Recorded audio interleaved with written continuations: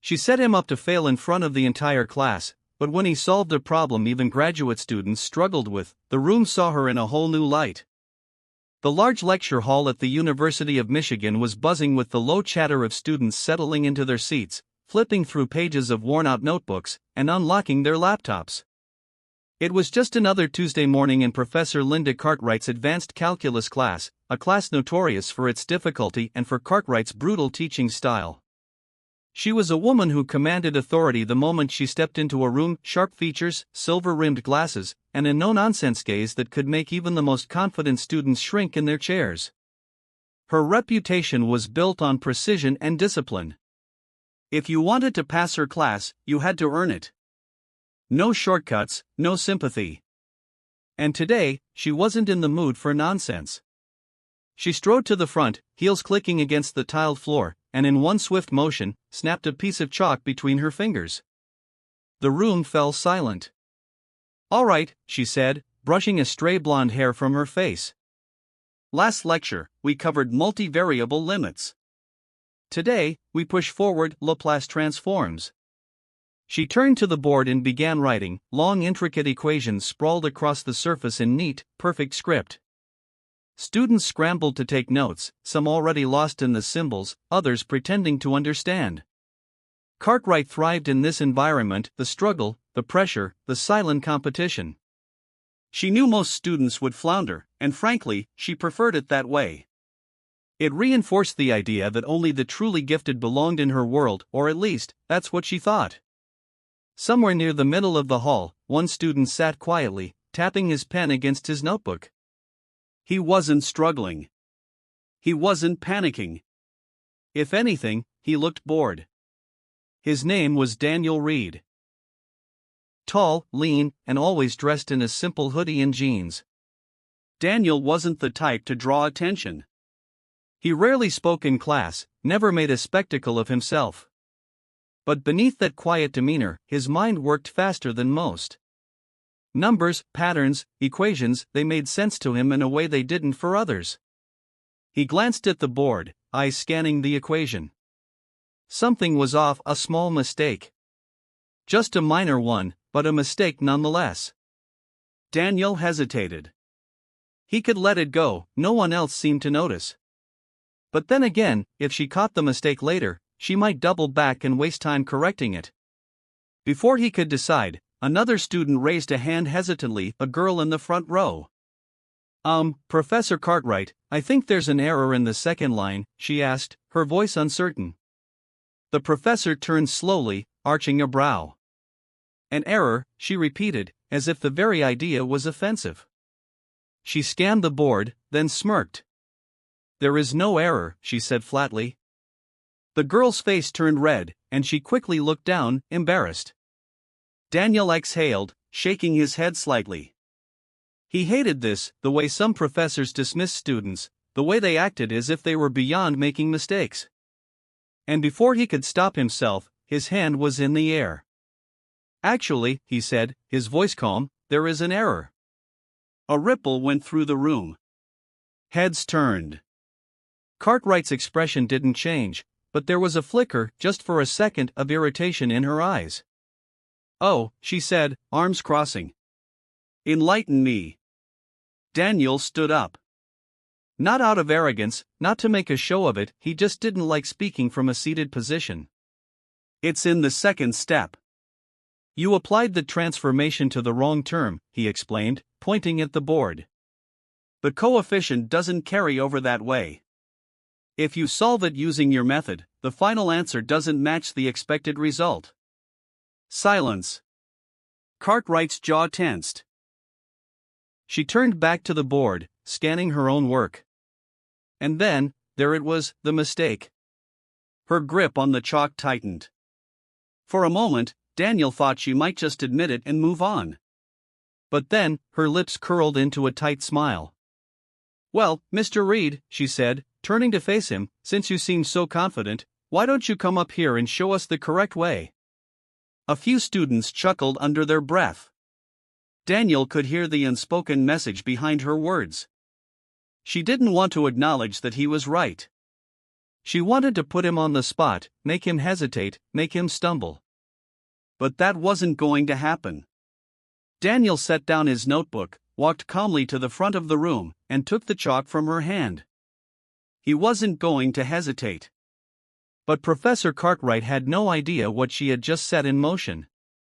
Daniel stepped up to the board, chalk in hand. He could feel the weight of the room pressing in, the silent expectations, the professor's gaze drilling into his back, the quiet murmurs from students wondering if he was about to make a fool of himself. But he wasn't nervous. With smooth, deliberate strokes, he erased the incorrect part of the equation and rewrote it. His handwriting wasn't as neat as Cartwright's, but that didn't matter. What mattered were the numbers. And they lined up perfectly. He spoke as he worked, his voice even, casual. The mistake was in how the transform was applied. You carried the coefficient outside too early, which changed the integral limits. But if you solve it this way, it keeps the function intact. The room was silent, except for the soft scratch of chalk against the board. He finished the equation, set the chalk down, and stepped back. Then, he turned. Professor Cartwright stood rigid, arms crossed, lips pressed together. She wasn't used to being corrected, especially not in front of a lecture hall full of students. Daniel could see it in her eyes. She wanted to dismiss him, brush it off, maybe even find a way to twist the situation so that she still looked right. Instead, she took a slow breath, nodding curtly. "Fine," she said. "You corrected it. Congratulations." Some students exchanged glances. That was it? No acknowledgement? No actual praise? Daniel didn't need it. He just returned to his seat, feeling the eyes of his classmates on him. Some were impressed. A few seemed irritated, probably the ones who thought he was showing off. But he wasn't. He just couldn't stand errors, especially ones that could have been avoided. Professor Cartwright turned back to the board, wiping away his work. "Let's move on," she said briskly. "Since Mr. Reed is so eager to contribute, I assume he won't mind another challenge." Daniel blinked. "Excuse me?" Cartwright was already writing again, this time a much longer equation. It sprawled across half the board, filled with integrals, limits, and a particularly tricky differential component. She finished the last symbol with a flourish and turned to face him. "Since you have such a keen eye," she said, "solve this." A few students shifted in their seats. Daniel stared at the equation. He knew exactly what she was doing. She wanted to make an example out of him. This wasn't a normal question, not for this level. The complexity alone made it clear. She didn't expect him to get it right. She expected him to hesitate, stumble over the steps, maybe get partway through before realizing he was in over his head. She wanted to prove that he wasn't as smart as he thought he was. Daniel exhaled through his nose. "Fine." He stood again, walking back up to the board. A few students chuckled under their breath, clearly expecting him to struggle. Cartwright smirked, stepping back and folding her arms. "Take your time," she said. Daniel didn't need time. He picked up the chalk and started writing, not hesitating, not second-guessing, just solving. Every symbol, every number flowed from his mind to his hand effortlessly. He didn't even pause to think, his brain was already 5 steps ahead, visualizing the solution before his fingers had finished the previous line. The room grew quieter. The murmurs stopped. Professor Cartwright's smirk faded.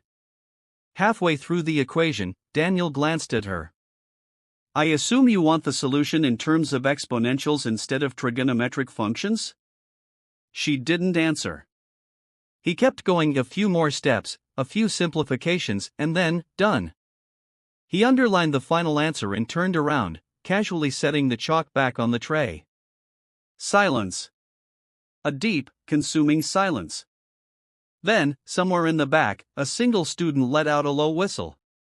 Professor Cartwright's expression was unreadable. She scanned his work line by line, searching for an error, anything she could use to dismiss it. There was nothing. He had solved it, not just correctly, but elegantly. The solution was clean, efficient. A few students started whispering, others leaning forward, clearly realizing what had just happened. Daniel crossed his arms. He wasn't smiling. He wasn't gloating. He was just waiting.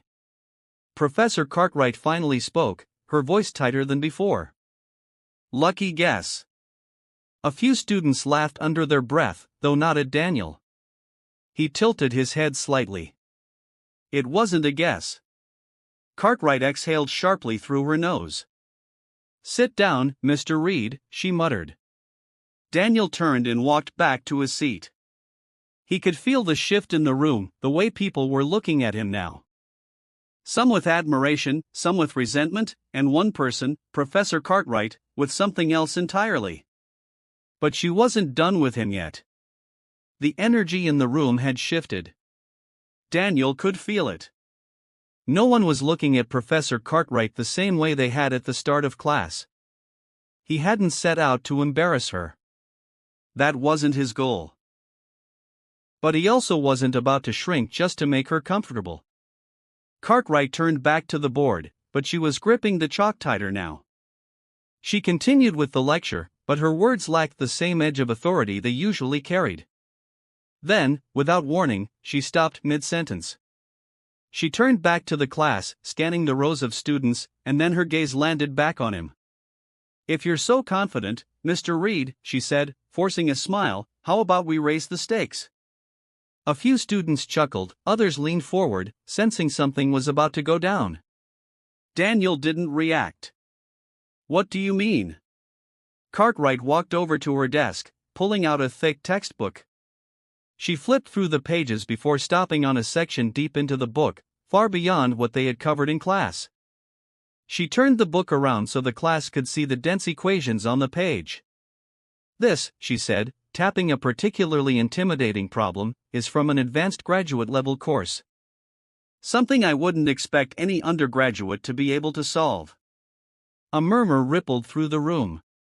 But since you seem to have a natural talent for this, why don't you prove it? She smiled, but her eyes were sharp. Daniel exhaled slowly. He could see what she was doing. This wasn't about math anymore. She wanted to break him. This wasn't a test of skill. It was a power move. She wanted to push him past his limit, make him struggle in front of everyone.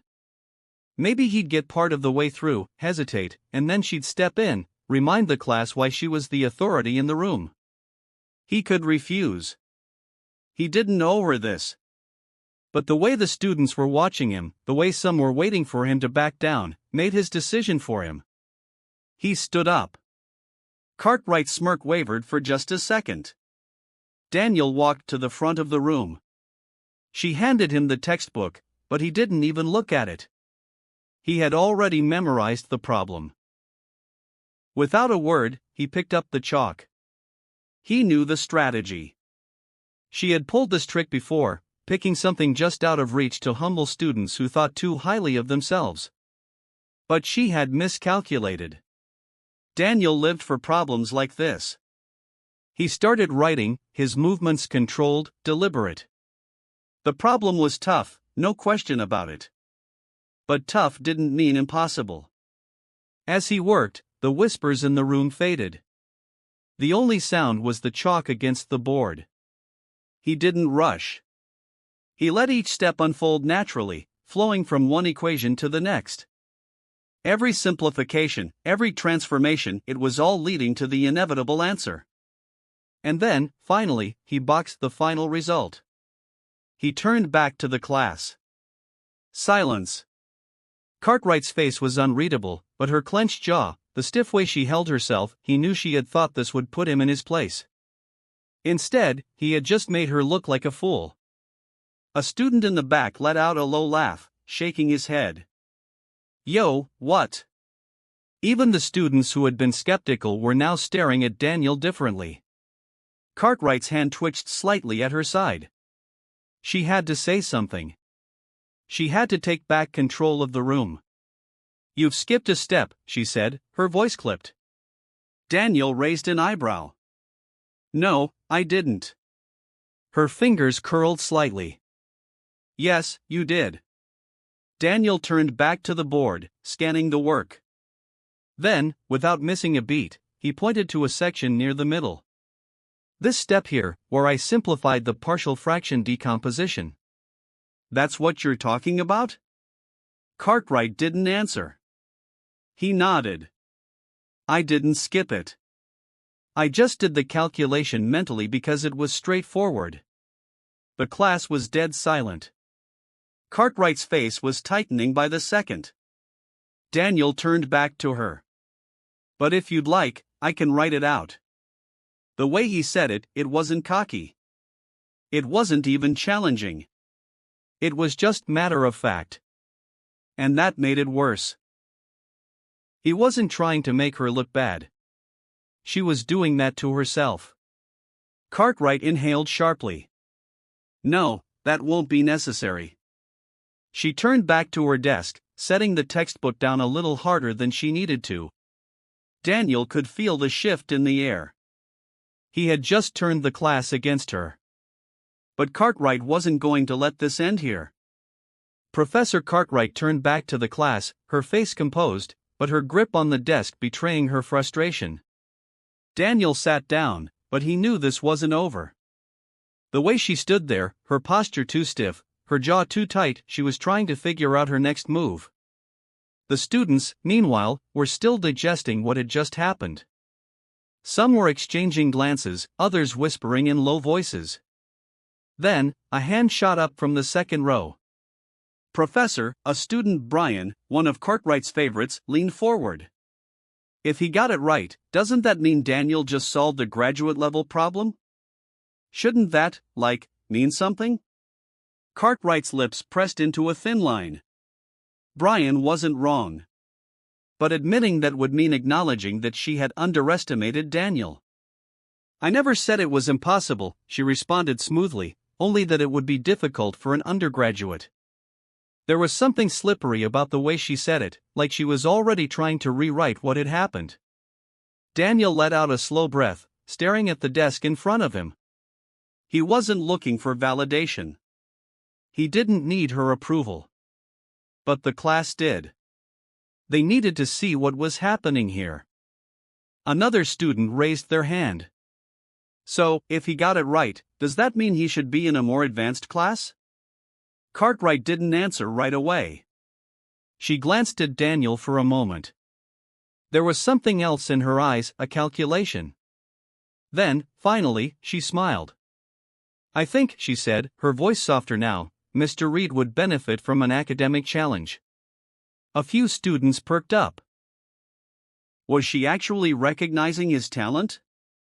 Was she about to suggest a higher-level placement? Daniel wasn't convinced. Which is why Cartwright continued. I'd like to invite him to a little competition. The murmurs started again. Daniel frowned. What kind of competition? Cartwright walked to her desk, pulling out a folder. She flipped it open, scanning the papers inside. There's a university-sponsored mathematics symposium coming up next month. Some of the best students from different schools in the region will be competing. It's a rigorous, high-pressure environment. Not just about solving problems, but about doing it under time constraints, with an audience. She looked up, eyes locking onto his. I assume you'd be up for it. Daniel immediately understood what she was doing. This wasn't an opportunity. It was a setup. She wasn't just testing his math skills anymore. She was testing his ability to handle pressure, to see if he could perform outside the safety of a classroom. If he failed, it wouldn't just be in front of his classmates. It would be in front of professors, graduate students, and some of the best minds in the field. He could feel the weight of the room. People were waiting for his answer. If he backed down now, it would look like he had gotten lucky today, that he wasn't actually as capable as he seemed. And if he accepted, he'd have to win. Daniel exhaled, then nodded. I'm in. Cartwright's smile didn't reach her eyes. Excellent. The news spread fast. By the time Daniel stepped out of the lecture hall, students were already whispering about it in the hallways. A few nodded at him with newfound respect. Others looked at him the way people look at an athlete about to enter a championship game, curious, expectant, waiting to see if he'd live up to the hype. Daniel barely paid attention. He had bigger things to focus on. The symposium was in 4 weeks. That meant he had 4 weeks to prepare for a competition that people spent months, sometimes years, training for. That night, he sat in the campus library, surrounded by textbooks, notebooks filled with calculations, and a half-empty coffee cup that had long gone cold. He had always loved math, but this was different. This wasn't just about numbers anymore. This was personal. Burning the midnight oil already? Daniel looked up to see Brian standing by his table, hands in his pockets. He shrugged. Gotta be ready. Brian smirked, pulling out a chair and sitting across from him. Dude, you're already ahead of half the people who compete in these things. Cartwright's just pissed that you embarrassed her. That's the only reason she threw you into this. Daniel leaned back in his chair. I know. Brian studied him for a second. So why do it? Daniel thought about that for a moment. He had asked himself the same thing more than once. He didn't need to prove anything. He could have walked away, let the moment pass. But he also knew how people like Cartwright operated. If he backed down, she'd use it as confirmation. She'd find a way to frame it, say that he was talented but not disciplined enough, intelligent but not ready for real challenges. She would make sure that's what people remembered. Because she expects me to lose, he finally said, and I want her to be wrong. Brian grinned. Now that I can respect. 4 weeks later, Daniel stood in a large auditorium-style lecture hall at the University of Pennsylvania, staring at the panel of judges and the long digital timer displayed above the stage. Competitors sat in assigned seats, their desks filled with scratch paper, pens, and one simple directive: solve the problems faster and more accurately than everyone else. Professor Cartwright was in the audience.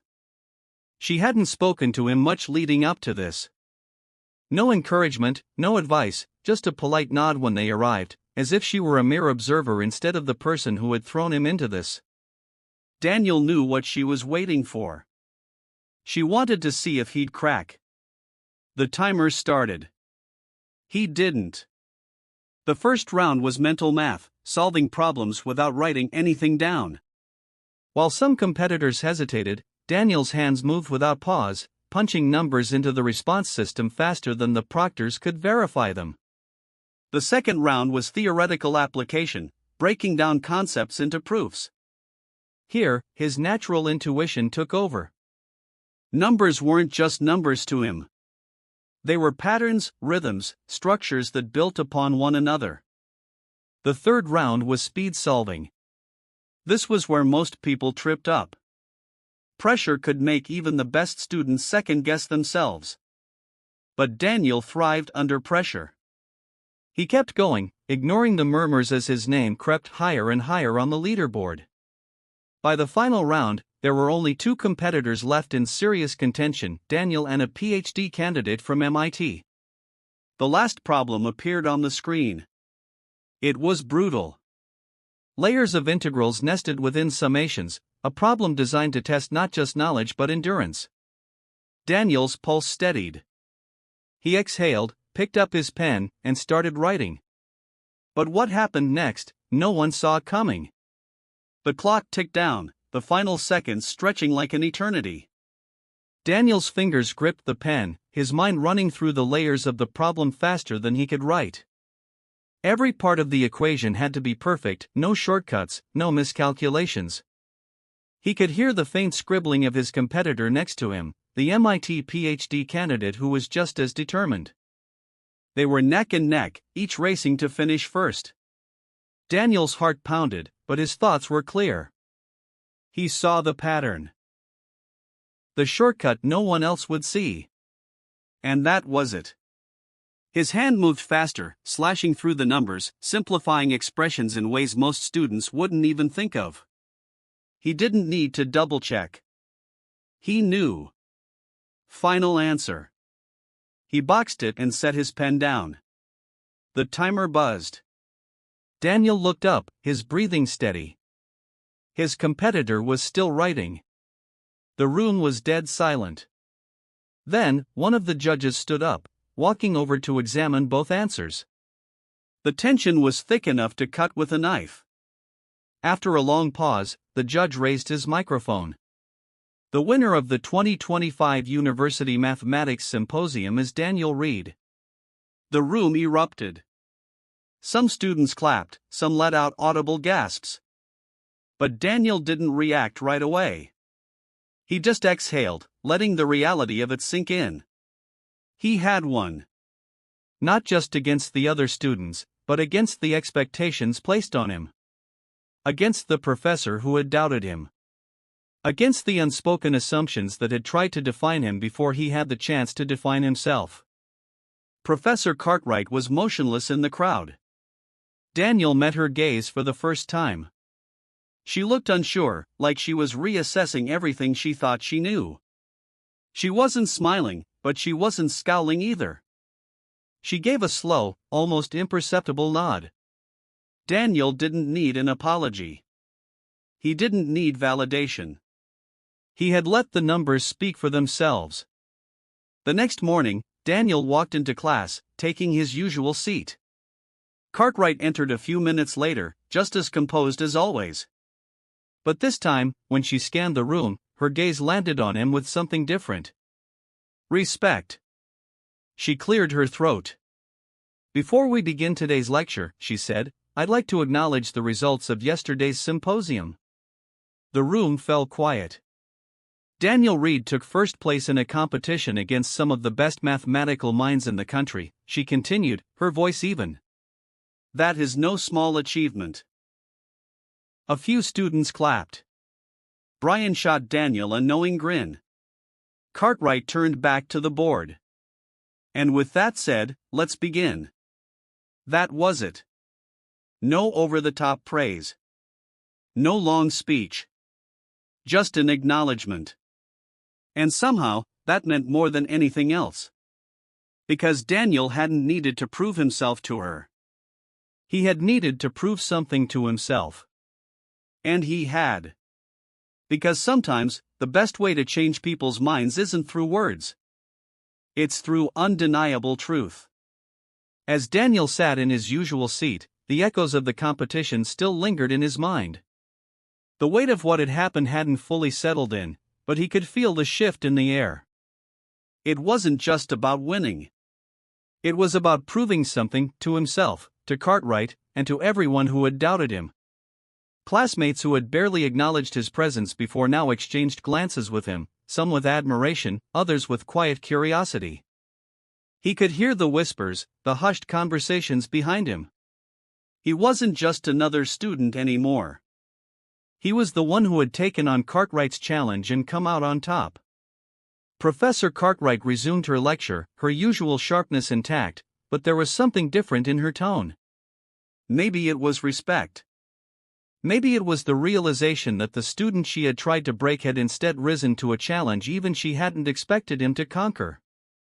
She continued explaining the intricacies of a new theorem, her chalk moving swiftly across the board, but her usual aura of absolute authority felt slightly dimmed. She knew that she was no longer the smartest mind in the room, not today. Daniel took notes, but he was barely listening. His mind was still racing, already moving ahead, dissecting concepts beyond what was being taught in this classroom. Winning the symposium hadn't been the end, it was only the beginning. As the lecture ended and students began filing out, Brian caught up with him, slapping a hand on his shoulder. You know, he said with a smirk, I think you just became a campus legend. Daniel rolled his eyes, shoving his notebook into his bag. That's not what I was going for.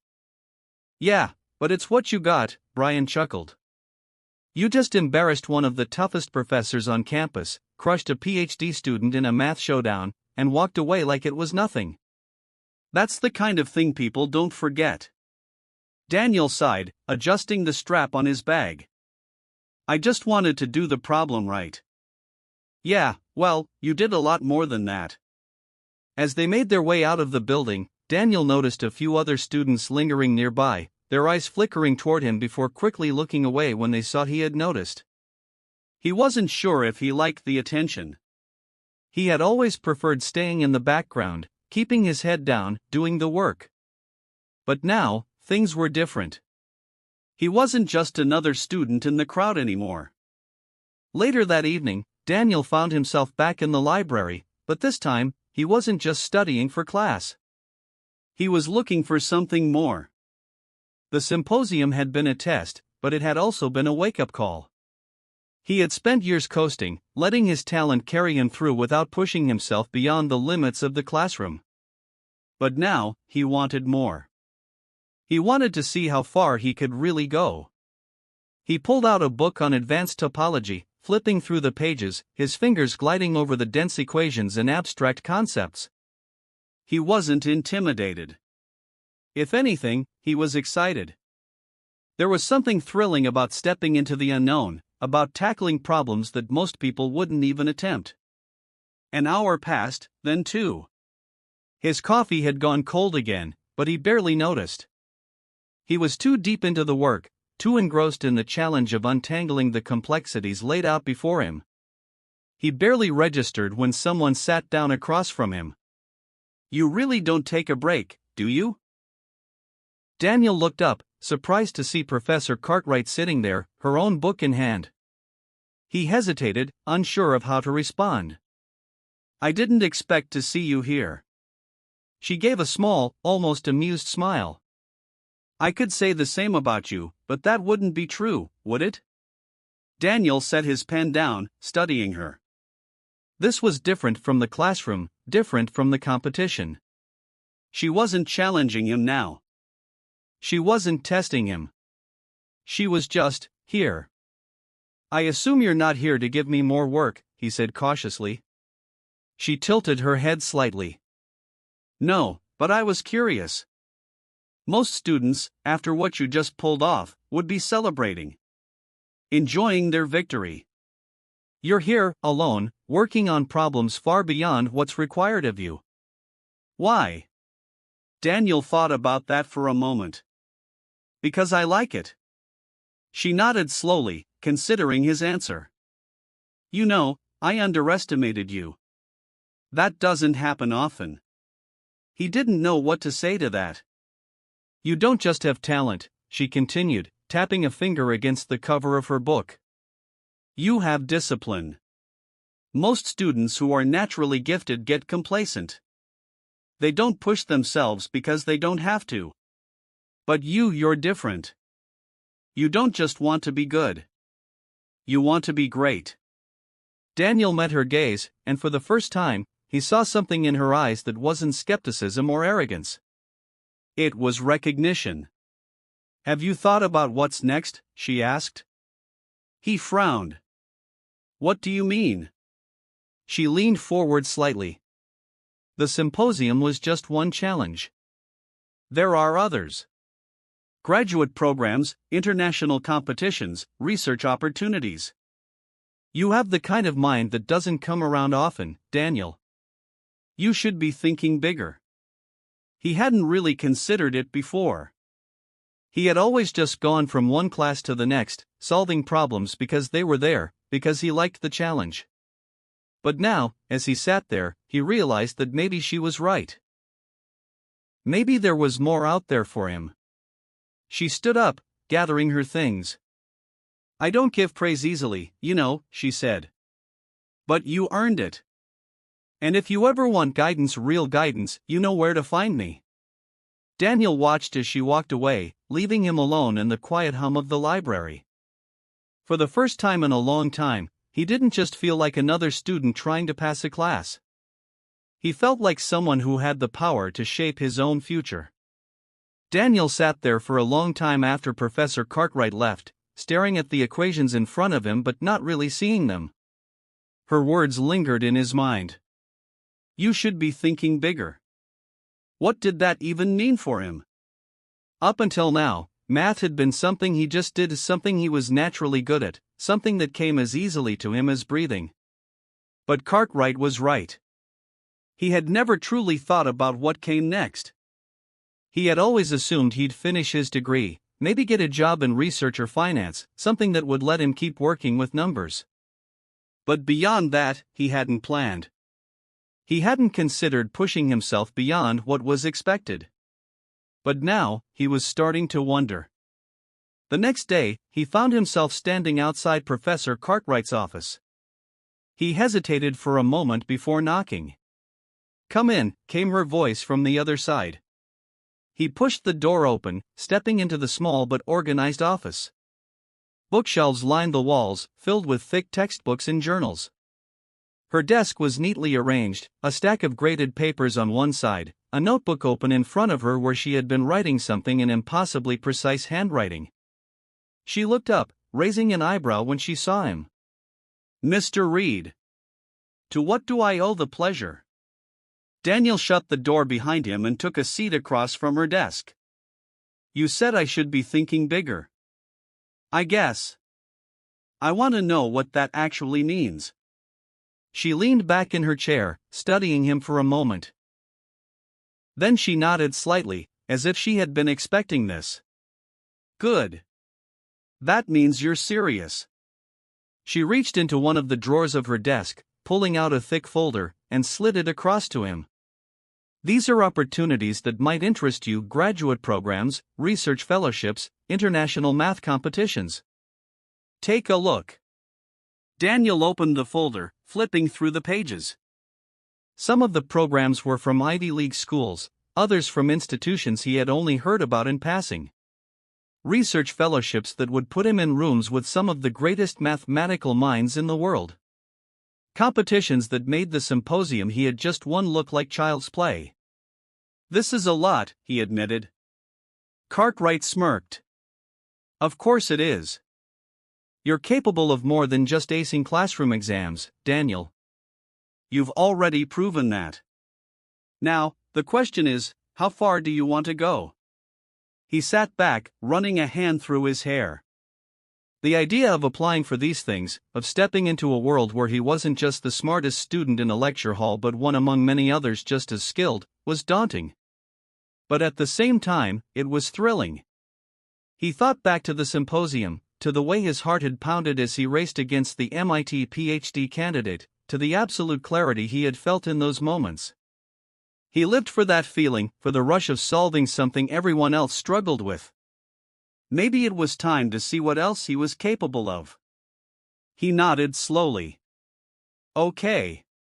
Where do I start?" Cartwright's smirk widened slightly. "Good answer." Over the next few weeks, Daniel found himself in a whirlwind of preparation. Cartwright gave him reading material that pushed the boundaries of what he thought he understood. She introduced him to other professors, mathematicians who had experience in international competitions, researchers working on cutting-edge mathematical theories. It was overwhelming at times.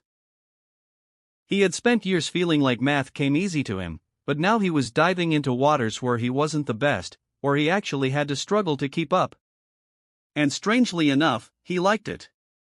He spent nights in the library, poring over abstract algebra and number theory, concepts that had only been footnotes in his previous studies but now became central to his learning. He tackled problems that seemed impossible at first glance, forcing himself to think in new ways. Brian watched the transformation with a mix of amusement and disbelief. "Dude, I thought you were already a math nerd, but this is a whole new level." Daniel chuckled, pushing another textbook across the table. "If you hang around me long enough, I might turn you into one too." Brian groaned. "Yeah, I'll pass on that." But not everyone was impressed with his new ambitions. Some of his classmates, the ones who had been content with just passing Cartwright's class, started looking at him differently. He heard the murmurs, the ones who thought he was trying too hard, that he was showing off, that he was wasting time on things that didn't even matter. "You're never going to use half of this in the real world," one student sneered when he overheard Daniel discussing a complex theorem with a visiting researcher. Why bother? Daniel just smiled.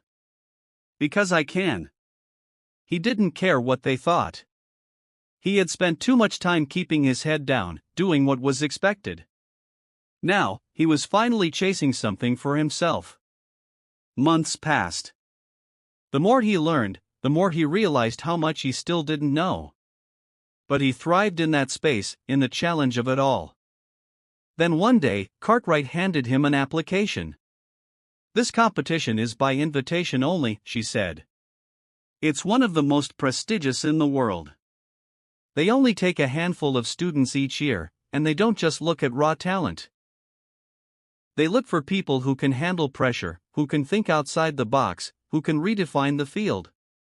Daniel scanned the application, his pulse quickening. "I think you have a shot," she said. For the first time, he saw something in her expression that he had never expected: pride. He took a deep breath, then met her gaze. "Then let's do it." Daniel dived into the application process with a level of focus he hadn't even known he was capable of. The competition wasn't just about submitting grades or a few letters of recommendation. It required a full portfolio of original work, problem-solving exercises that made even his most difficult coursework seem elementary, and a personal statement explaining why he belonged among the best mathematical minds in the world. He spent late nights in the library, filling page after page with proofs, theories, and problem sets that pushed his understanding to the limit. Cartwright provided guidance when necessary, but she never gave him the answers. She only pointed him in the right direction, challenging him to think deeper, to refine his logic, to go beyond just solving problems and instead start asking the kinds of questions that shaped the future of mathematics. "You're not just here to learn what's already known," she told him one evening as he worked through a particularly challenging problem. "You're here to push past that. To explore what hasn't been solved yet." It was a concept that stuck with him. As the deadline for the application approached, he refined his submission with meticulous care. Every proof, every equation, every word of his statement was a reflection of his growth, not just as a student, but as a thinker. When he finally hit submit, he expected to feel relief. Instead, he felt something else entirely: anticipation. The weeks that followed were agonizing. He threw himself into his coursework to distract himself, but every time he checked his email, a small part of him hoped to see a response. He told himself not to get his hopes up. This was a global competition, the kind that only a handful of students in the world would ever be invited to. The odds were against him. But then, one afternoon, as he sat in class, his phone buzzed. A single email notification. He hesitated before opening it, his pulse hammering in his ears. "Dear Mr. Reed, we are pleased to inform you that you have been selected." He didn't even finish reading the sentence before his breath caught in his throat. He had made it. The classroom faded into the background. The murmurs of his classmates, Cartwright's voice lecturing at the front of the room, it all disappeared. For the first time in his life, he wasn't just the best in his class. He was about to compete among the best in the world. After class, he found himself standing outside Cartwright's office again, the email still open on his phone. He knocked, and when she called him in, he stepped inside, barely able to contain the excitement thrumming beneath his skin. "I got in," he said, barely above a whisper. Cartwright looked up from her desk, her expression unreadable for a moment. Then, slowly, she leaned back in her chair, a rare smile tugging at the corners of her mouth. "I know," she said. "They contacted me this morning." Daniel blinked. "They did?" She nodded. "They wanted my input on whether you were ready." His heart stopped. "And?" Cartwright folded her hands together on the desk, studying him. "I told them you were more than ready." The words hit him harder than he expected. She had doubted him once. She had tried to break him. But now, she believed in him. It was the closest thing to an apology he would ever get, and it was more than enough. The weeks leading up to the competition were unlike anything Daniel had ever experienced.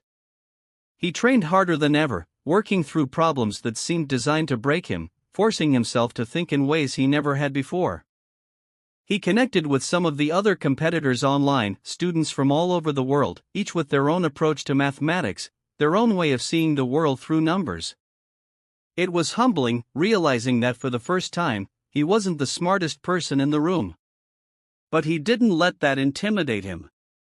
He let it fuel him. When he finally arrived at the competition, standing among the brightest minds in mathematics, he knew he belonged there. And as he sat down, pen in hand, ready to tackle the first problem, he realized something else. This wasn't the end. The competition began in a grand lecture hall, its walls lined with mathematical legends, portraits of minds that had shaped the field for centuries. The energy in the room was palpable, a quiet intensity that came from knowing every person here had fought for their place. Daniel glanced around at the other competitors, students from all over the world, each representing their respective universities. Some had been preparing for this moment their entire lives. He wasn't intimidated. He was ready. The first round was pure logic, designed to test the fundamental problem-solving ability of the competitors. No calculators, no references, just a series of questions that required sharp reasoning and quick thinking. The problems appeared on the digital board, and the room filled with the quiet sounds of pencils scratching against paper. Daniel didn't hesitate. His brain moved faster than his hands, solving each problem before he even finished writing the previous one. He could feel the rhythm, the flow, the numbers aligning like a perfect puzzle. When the timer buzzed, he set his pencil down, confident. The second round was where things got harder. Complex proofs, the kind that required deep theoretical understanding and an ability to connect seemingly unrelated concepts. This was where most students slowed down, carefully mapping out their work, second-guessing every step. Daniel thrived in this space. While others hesitated, he moved fluidly through the problems, seeing the patterns before they fully formed. He wrote quickly, cleanly, simplifying intricate equations into their purest forms. The more he worked, the more he lost himself in it, the way he always did when he was at his best. By the end of the round, he was among the first to finish. A few students noticed, some with curiosity, others with quiet concern. The leaderboard updated on the large screen. Daniel's name was near the top. Not first. Not yet. But close. The third round was different, unlike anything he had faced before. Instead of written problems, it was a live challenge. Competitors were called up to a whiteboard, one by one, given a complex problem, and expected to solve it in front of everyone. No time for hesitation, no second drafts. Just raw problem-solving ability, on display for judges and fellow competitors alike. Daniel's name was called. He stood, walking to the board, the weight of hundreds of eyes on him. His assigned problem appeared on the screen, a deep, layered question, its difficulty clear from the murmurs that spread through the audience. He took the chalk, exhaled, and began. The first few steps came easily, but the real test was in the later stages. He saw where the problem was leading, but the complexity was deceptive. One misstep, one incorrect simplification, and the entire solution would unravel. He slowed, checking his logic, making sure each transformation was valid. Minutes passed. The room was silent except for the faint scratch of chalk. Then, the breakthrough came. A hidden symmetry, a shortcut buried beneath layers of unnecessary calculations. He saw it instantly, erased half his work, and rewrote it in a more elegant form. The final expression emerged, clean and undeniable. He underlined the answer and turned around. The head judge approached, scanning the board. A long pause. Then a nod. Correct. A low murmur rippled through the room. Some competitors watched him more closely now. Others averted their gaze, already recalculating their chances. Daniel returned to his seat, his pulse steady. He checked the leaderboard. First place. But it wasn't over. The final round was designed to break even the best minds. A single question, impossibly difficult, worth more than any of the previous rounds combined. A problem so layered, so intricate, that even the greatest mathematicians would struggle with it. The problem appeared on the screen. The timer started. Daniel's eyes narrowed. This wasn't just about math anymore. It was about everything: the years of work, the challenges, the expectations, the doubts. The moment Cartwright had challenged him in that lecture hall, the moment he had chosen to prove her wrong, had led to this. He picked up his pen and started writing. Time passed in a blur. He was only dimly aware of the others around him, lost in his own world. Every piece of the problem unfolded before him, complex but solvable. He followed it, trusted his instincts, let the numbers guide him. Minutes left. He was almost there. Then, a realization. A deeper structure hidden within the problem, one that most would overlook. He paused, heart pounding, considering the risk. If he was wrong, he'd lose everything. If he was right, he went for it. He rewrote the last section, refining it, stripping away the unnecessary steps until only the truth remained.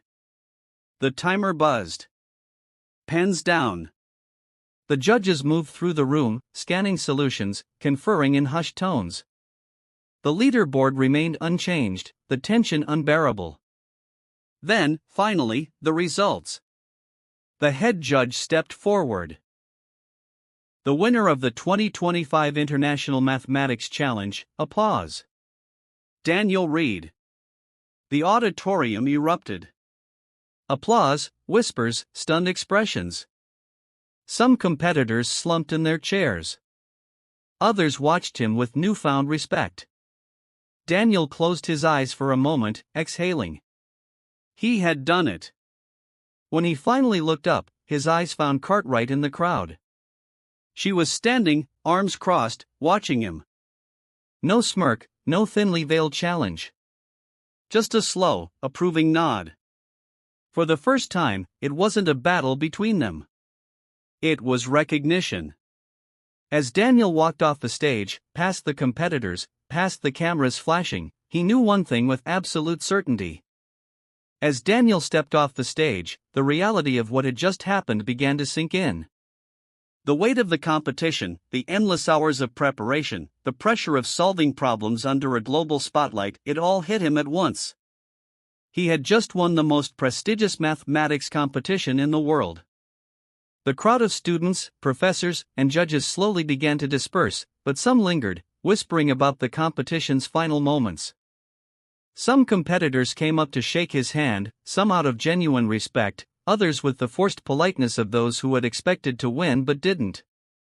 Impressive work, a voice said from behind him.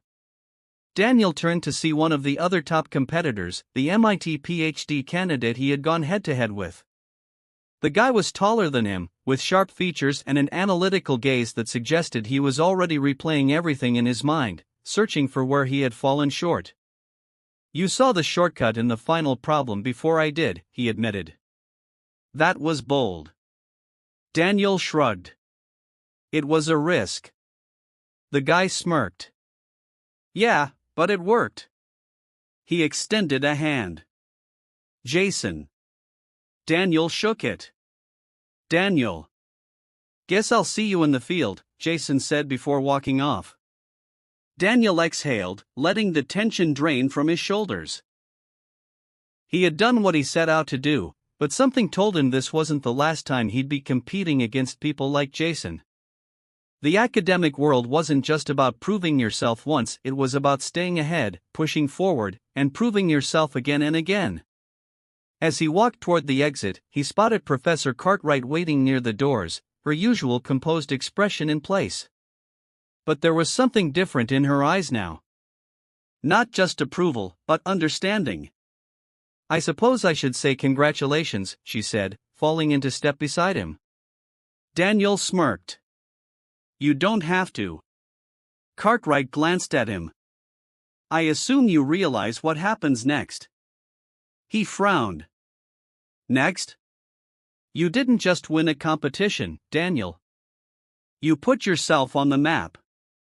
Mathematicians from top universities, research institutions, even private tech firms, they all saw what you just did. And they're going to want to talk to you. Daniel hadn't thought about that. To him, this had just been about solving problems, proving to himself that he could stand with the best. He hadn't considered what winning might actually mean beyond that. Take my advice, Cartwright continued, don't say yes to the first opportunity that comes your way. Think about where you actually want to go. He nodded, but before he could respond, his phone buzzed. It was an email. A job offer. He hadn't even left the competition hall yet. The next few weeks were a whirlwind. The offers came in non-stop: internships, fellowships, research positions, even job opportunities at major tech firms offering ridiculous salaries for someone who hadn't even finished his undergraduate degree. Dude, Brian said one evening as they sat in their dorm room, Daniel scrolling through emails. I'm struggling to get a summer internship, and you've got companies basically throwing money at you. Daniel exhaled, rubbing his temples. I don't even know what to do with all this. Easy, Brian said. Pick the one that pays the most. Daniel gave him a flat look. That's not how this works. Brian shrugged. Hey, it's what I do. But Daniel knew Cartwright was right, he couldn't just jump at the first offer. He needed to figure out what he actually wanted. A week later, he found himself sitting in Cartwright's office again, the stack of emails printed out in front of him. I don't even know where to start, he admitted. Cartwright scanned the offers, then set them down. Let me ask you something. What do you actually want to do? Not just what looks impressive. What do you want? Daniel hesitated. He had always loved math, but he had never thought about where it would take him beyond school. He liked solving problems, he liked the challenge, but what did that mean for his future? I don't know, he finally said. I just want to keep pushing myself. Cartwright nodded. Then don't waste your time on a corporate job solving equations for someone else's profits. You belong in research. Daniel frowned. Like academia? She smirked. Not necessarily. There are institutions doing cutting-edge mathematical research, places where you'd be surrounded by people who think like you. People who don't just solve problems, they create new fields of study. That's where you belong. Daniel thought about it. He had always assumed he'd just go to grad school, get a degree, maybe teach. But the idea of being on the frontier of mathematical discovery, that excited him. Where do I even start? He asked. Cartwright pulled out another folder and slid it across the desk. I took the liberty of reaching out to some colleagues. These are research programs that would actually challenge you. Look through them. See if any of them interest you. Daniel flipped through the folder, scanning names of institutions he had only heard of in passing. Some of them weren't even traditional universities. They were private research think tanks, places where the best mathematical minds worked on problems the rest of the world hadn't even realized existed yet. One name caught his eye. A research institute in Switzerland, known for its work in theoretical mathematics and physics. He looked up. This one. Cartwright nodded. Good choice. It's not easy to get in. But you? You have a shot. The application process was brutal. The research institute didn't just want transcripts and recommendation letters, they wanted original mathematical work, proof that an applicant wasn't just smart but capable of contributing something new to the field.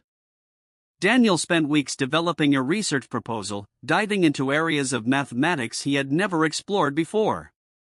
He read papers from some of the world's leading mathematicians, studying their methods, analyzing the gaps in their work, looking for a problem he could solve.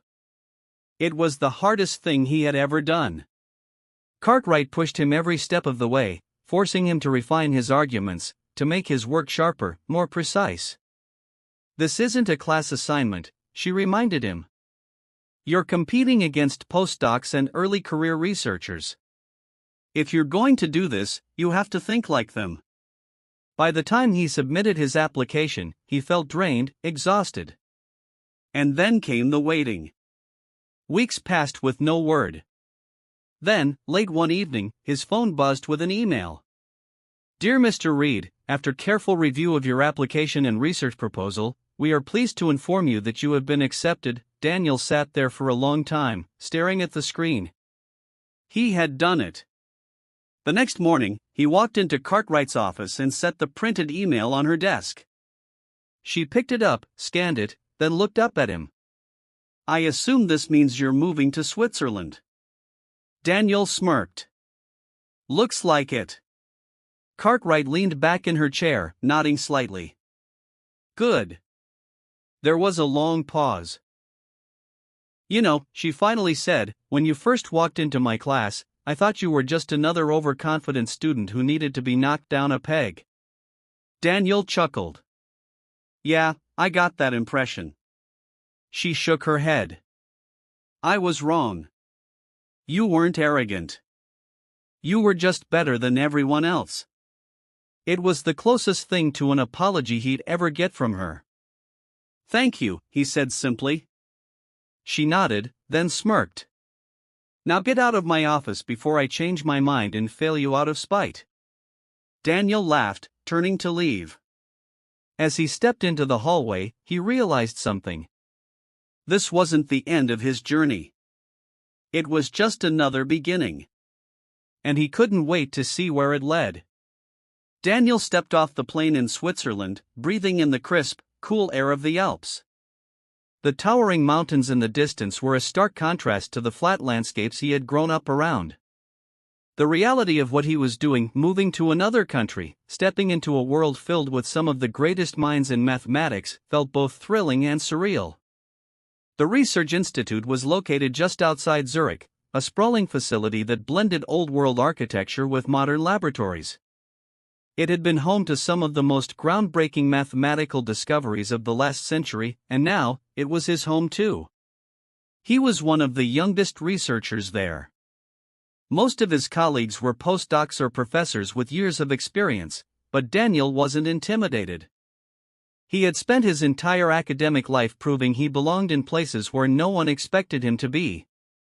The first few weeks were overwhelming. The workload was unlike anything he had ever encountered. The research problems weren't just difficult, they were unsolved, the kind of questions that had stumped experts for decades. The institute didn't hold students' hands. If you were here, you were expected to keep up. Daniel thrived in the challenge. He spent long hours in the library, filling notebooks with calculations, immersing himself in abstract theories that pushed the limits of human understanding. He collaborated with researchers from different fields, blending mathematical theory with physics, computer science, and even biology. But it wasn't just about the work.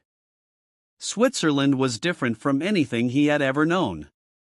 He found himself exploring the city in the evenings, walking along the shores of Lake Zurich, sitting in cafes with his research papers spread out in front of him. He picked up bits of German and French, learning to navigate the cultural nuances of a country that was both welcoming and unfamiliar. Every once in a while, he would get an email from Brian, updating him on life back home. Campus is boring without you, Brian wrote one evening. Cartwright actually gave someone a compliment the other day, and we all think you broke her permanently. Daniel laughed, shaking his head. Some things never changed. But he had changed. Months passed, and his research started gaining attention. He had identified a new approach to a problem in number theory that had baffled mathematicians for years, and it caught the eye of senior researchers at the institute. They invited him to present his findings at a global conference in Paris. Standing on stage, presenting his work to a room full of experts, he felt the same thrill he had felt during the competition. The same certainty that he was exactly where he was supposed to be. After his presentation, a distinguished professor approached him. "I've been following your work," the professor said. "You have a mind for this, Daniel. Have you considered staying in research long term? Daniel smiled. I think I have. And he meant it. Years later, Daniel Reed became one of the most respected young mathematicians in the world. His research contributed to breakthroughs in encryption, artificial intelligence, and quantum computing. He published papers that redefined the way people thought about numbers. He mentored students who, like him, had once been underestimated. One day, he received an invitation to return to his old university as a guest lecturer. Standing at the front of the same lecture hall where it all began, he looked out at the sea of students, some eager, some nervous, all waiting for him to speak. He smirked. "Let's talk about problem solving," he said, picking up a piece of chalk. In the back of the room, an older woman with silver-rimmed glasses sat watching, arms crossed, a knowing smile playing on her lips. "Professor Cartwright." Daniel met her gaze for a moment and nodded. She nodded back. The student had become the master. And this was only the beginning. The numbers, the challenges, the endless pursuit of knowledge, it would never stop. And he wouldn't have it any other way. The end.